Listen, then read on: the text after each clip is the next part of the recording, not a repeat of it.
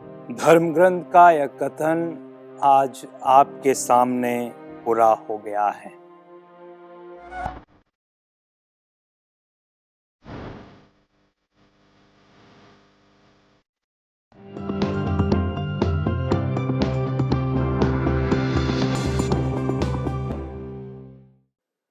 आत्मदर्शन TV के सभी दर्शक भाई बहनों को मेरा प्यार भरा जय श्री ख्रिस्त में। प्यारे भाई बहनों, आज के पवित्र सुसमाचार में हम संत लूकस के अनुसार पवित्र सुसमाचार अध्याय 1 पद संख्या 1 से 4 और अध्याय 4 पद संख्या 14 से 21 पर मनन चिंतन करेंगे।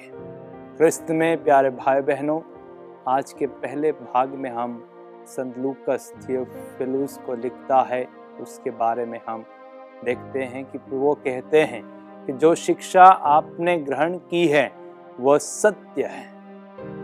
और वहां से प्रभु यीशु के जन्म को छोड़कर, प्रभु यीशु के बपतिस्मा को छोड़कर, यूहन्ना बपतिस्ता को छोड़कर, प्रभु यीशु के उपवास परहेज या प्रभु यीशु की परीक्षा को छोड़कर हम सीधा संत लूकस अध्याय 4 पद संख्या 14 से प्रारंभ करते हैं, जहां पर संत लूकस प्रभु यीशु के मिशन कार्य की शुरुआत को दर्शाते हुए हमारे लिखता है, प्रभु का आत्मा मुझ पर छाया रहता है।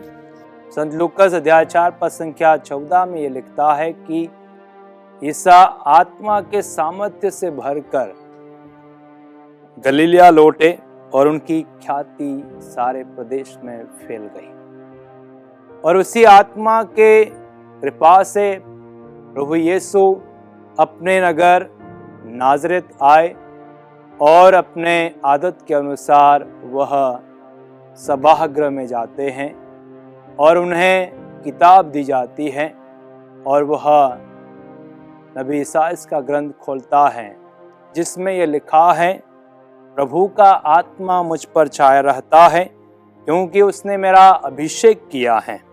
उसने मुझे भेजा है जिससे मैं दरिद्रों को सुसमाचार सुनाऊं, बंदियों को मुक्ति का और अंधों को दृष्टिदान का संदेश दूं, दलितों को स्वतंत्र करूं और प्रभु के अनुग्रह का वर्ष घोषित करूं।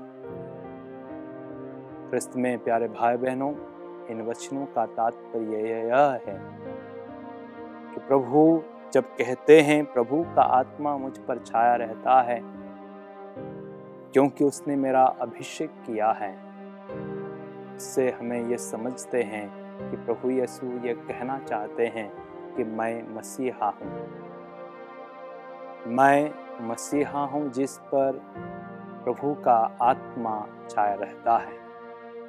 मैं इसलिए आया हूँ कि मैं दरिद्रों को सुसमाचार सुनाऊं, दरिद्रों को, गरीबों को, निसहाय लोगों को ईश्वरीय प्रेम का अनुभव कराऊं, बंदियों को मुक्ति प्रदान करूं, जो पाप रूपी बंधन में पड़े हुए हैं उन्हें मुक्ति प्रदान करूं, अंधों को दृष्टिदान दूं, जो दुनिया के मोह माया में फंसे हुए हैं उन्हें मैं ईश्वरीय प्रेम के द्वारा उनको मुक्ति प्रदान करूं, और दलितों को स्वतंत्र करूं, गरीब, हताश, निराश लोगों को मैं ईश्वर के प्रेम से जोड़ सकूं। क्योंकि ईश्वर का अनुग्रह उन सबों पर है, चाहे अंधों पर हो, चाहे गरीबों पर हो, दरिद्रों पर हो, बंदियों पर हो, ईश्वर का अनुग्रह उन सबों पर है। और इसलिए प्रभु कहता है कि मैं ईश्वर के अनुग्रह का वर्ष घोषित करूं।